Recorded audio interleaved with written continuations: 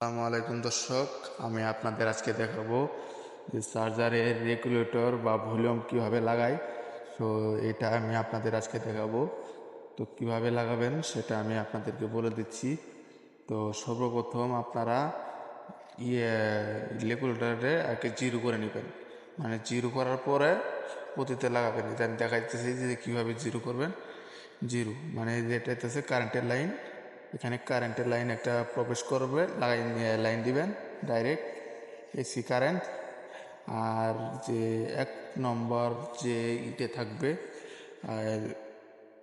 লাইনটা থাকবে মানে লুপ যে থাকবে সেটা চ্যানেলের। আর যে কিভাবে লাগাতে হয় সেটা আমি আপনাদের A to Z দেখাই দিব।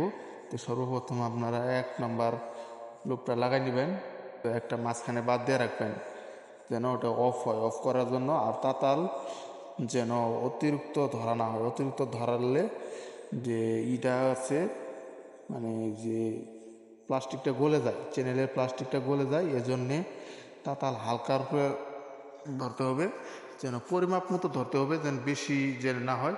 তো এখন আমি 2 নম্বরটা লাগাই নিতেছি। তো দেখতেছেন আমি ভাঁজ করে নিতেছি, এখন 2 নম্বরটা লাগাবো।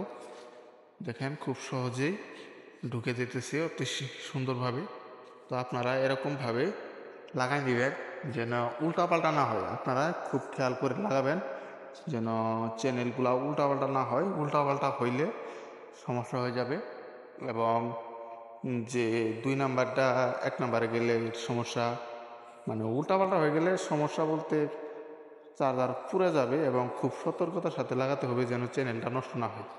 বা আপনারা ভলিউম বললে ভলিউম, বা চ্যানেল বললে চ্যানেল, তো আপনারা যেটাই বলেন সেটা যেন না হয়, মানে খুব মানে নর্মালভাবে কাজ করতে হবে। হয়তো শক্তিশালীভাবে তাতাল ধরে লাগলে নষ্ট হয়ে যাবে।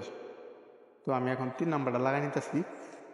দেখেন ভিতরে ছিদ্র আছে, ছিদ্রের ভিতর দিয়ে হালকা করে ঢুকাই দিলেই সুন্দরভাবে হয়ে যায়।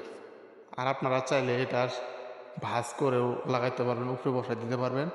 তো আমি সুবিধার্থে নতুন চ্যানেল আছে এই জন্যে আমি ছিদ্র দিয়ে লাগাইতেছি। খুব সুন্দরভাবে সোল্ডারিং ওয়্যার তাতাল দিয়ে চালাই মারা নিতেছি। এবং আপনারা যারা কাজ শিখতে চান আমার চ্যানেলের সাথেই থাকুন, থাকলে আপনারা A to Z কাজ শিখতে পারবেন সব।